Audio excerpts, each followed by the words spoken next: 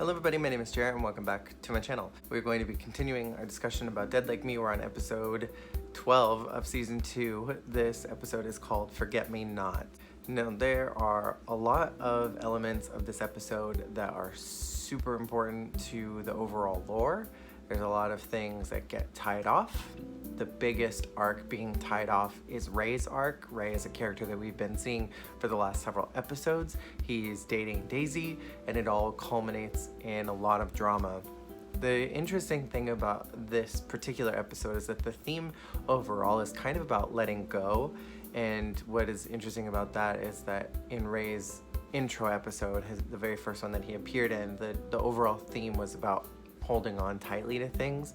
And so it's interesting to see this theme of holding on and then letting go being kind of weaved together. So I want to start with Joy and Reggie because we are moving straight on from the goth thing as if it didn't even happen at all. Reggie is kind of back to doing her thing again. She finds this book at the library with George's name on it and on the little library cards. I don't even know if that's a thing that happens anymore at libraries, but I distinctly remember being a kid and writing my name in the library book, and one went to the library and one stayed inside the book, and Reggie finds George's name, and because she's still holding on tightly to George as a concept, as a memory, she swipes the book and she takes it with her. And when she gets home, she's flipping through it and she finds this little note that George wrote that says Reggie needs to disappear, and she slams that book closed, and it's almost implying that Reggie is willing to let go of this idea that she's been holding on so tightly to.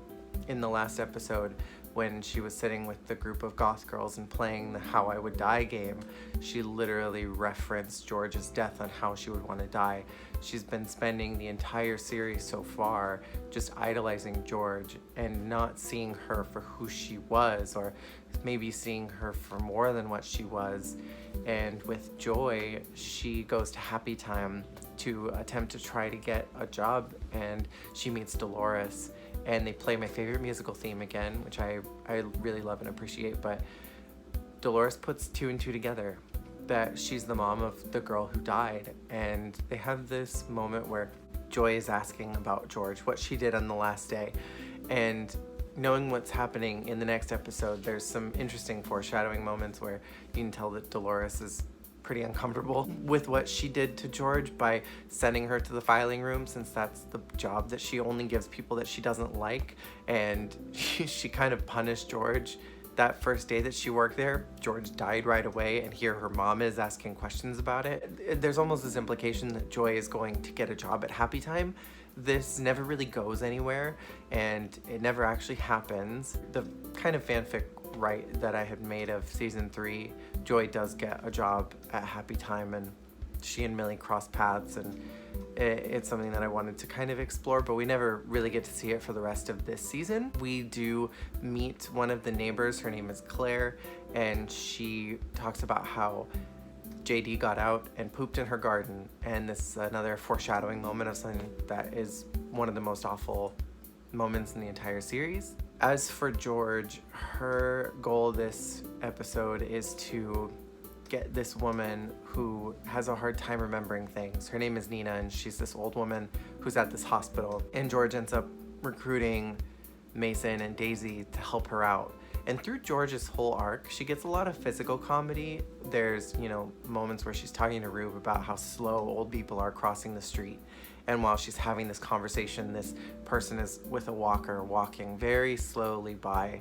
And when Mason and Daisy show up to help her try to get Nina to connect with her death, they do this whole skit and comedy routine.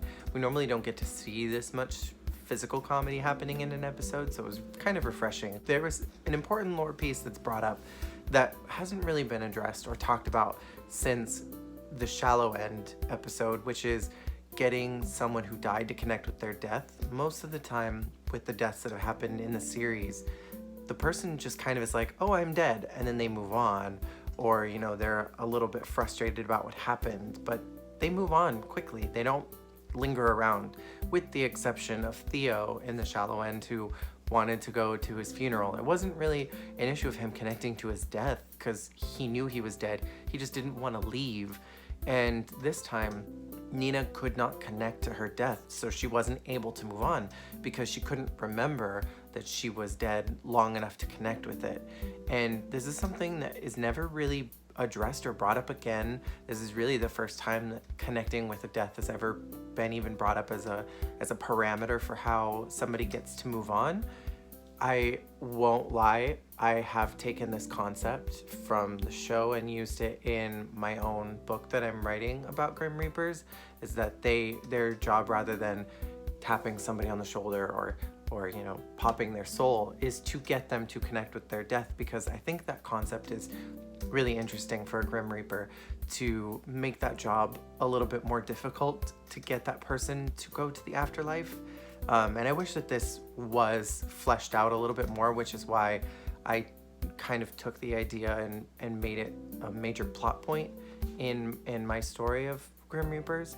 So I think it could have gone somewhere really interesting had there been, another season, but that's all moot. Roxy has a personal day. It's said in the very top of the episode, where I've been complaining pretty much all season that Roxy doesn't have a starring role, which is completely upsetting because it's such a waste of Jasmine Guy's talents and who she is as an actress. Maybe she was busy at the time, but it's just frustrating that they have her in this ensemble cast and they never use her unless it's to be relegated to being a cop. But we do get a lot of focus on Mason and Daisy, who in the last episode were kind of moving away from that, where Mason's saying, I love you, but I don't really like you, because he's right back into Daisy again. He's pulled right back in, and he's still very interested in her, still very jealous of her.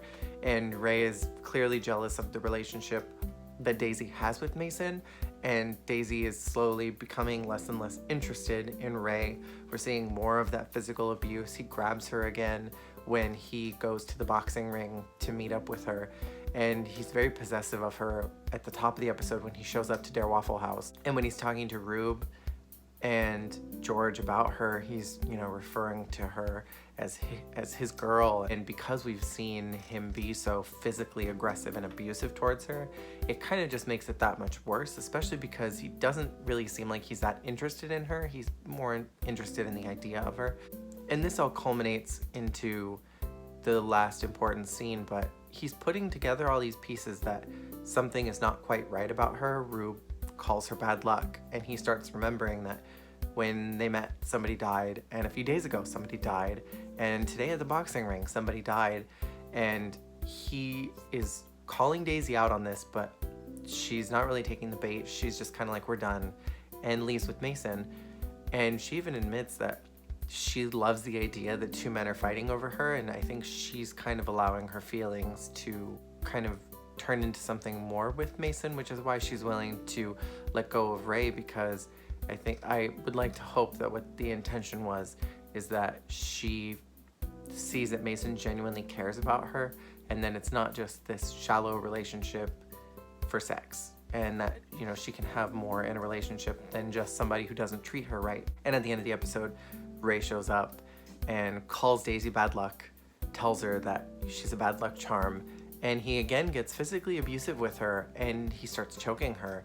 And Mason takes the initiative, grabs a plate, and just beats the crap out of Ray until he dies. And again, an important lore moment that we don't ever get to see again, but it's implied that this happens frequently enough, is when Ray dies, he obviously doesn't have a post-it, and Mason even comments on that this guy doesn't have a post-it.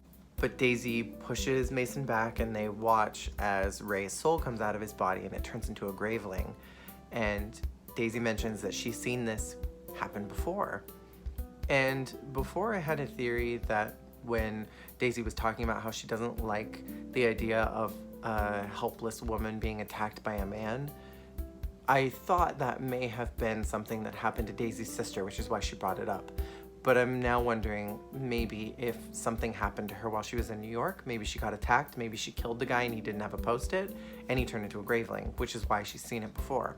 I think the theory could go either way. It was something that was never really answered or explored in the rest of this season, but I am curious about that. But it's important because we see gravelings throughout the entire series, but we don't really ever understand what their origins are. Seeing a soul turn into a graveling on screen is fascinating because it calls into question, are more of the gravelings, are they people who were killed without a poster or without an appointment with death? And that's why there's so many of them, which is why they kind of just cause chaos. And we'll see in the next episode that Graveling Ray just goes around and causes chaos for everybody. And I would have loved to have this concept fleshed out a little bit more, but I think all we really can do is just kind of use our imaginations on what the implications of this are. Is that, if somebody doesn't have an appointment and they die, they turn into a graveling. I think especially with Reaper interference into somebody's death, I think that kind of amplifies that question even more. Like, what are the parameters for gravelings to arrive?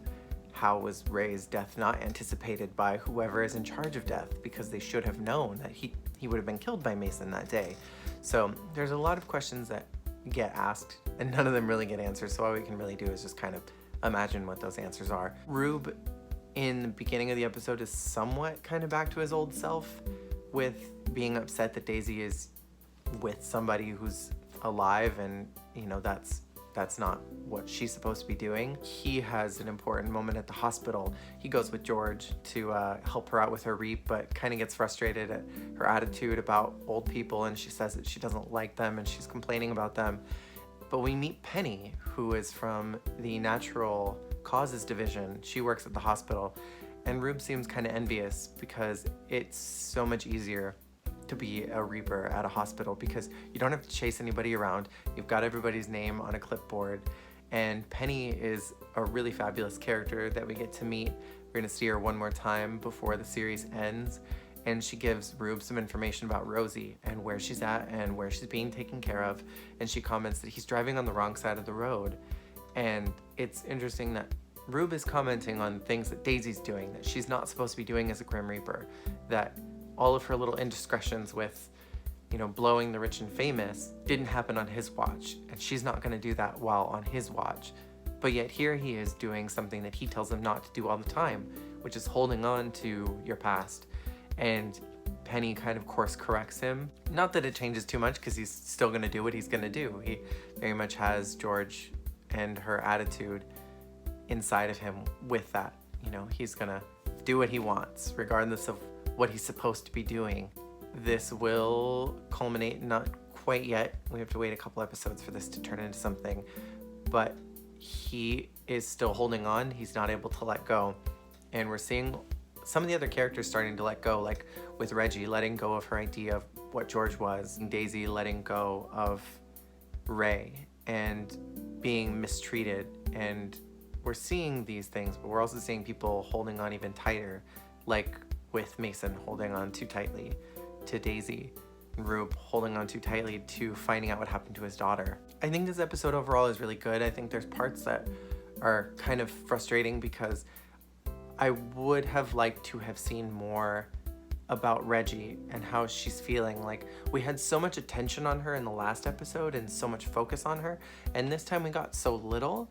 And I think more of what happened in Happy Time with Joy, I think more of that could have been focused. But I think what was the most important piece for George was with Nina, and her not being able to connect with her death, and her, not being able to understand certain things, and George being able to kind of connect with, I only have my stories to tell. All I can do is kind of hold on or let go to the things that are in my life. And she realizes that she hasn't been thinking about her family that much. She's kind of let that go. And we see her drive by the house one time, and it's the first time that she's driven by in a very long time, and she's starting to kind of hold back on to that. My favorite quote from this is not anything that's comedic. It's not anything that is, what my normal go-to favorite quote is. It's from Penny, and George is complaining that she doesn't like old people. And Penny says, well, then you're a lucky girl. And George says, how is that? And Penny says, because you'll never be one. But there's something interesting in that, is that, George is so frustrated about things that she didn't get to do. She's so frustrated about things that happen in the world, but she doesn't really have to worry about any of it. she can kind of just let all those things go and not be concerned about them, because ultimately they don't really affect her. The only things that affect her are, what she can do. And she's still not quite grasping at that concept, but that's why I like that quote so much, because there's something kind of haunting and beautiful about it, but also really sad and impactful as a character for a Grim Reaper. That is my thoughts on this episode. Thank you guys for watching, and I'll see you tomorrow for the next one.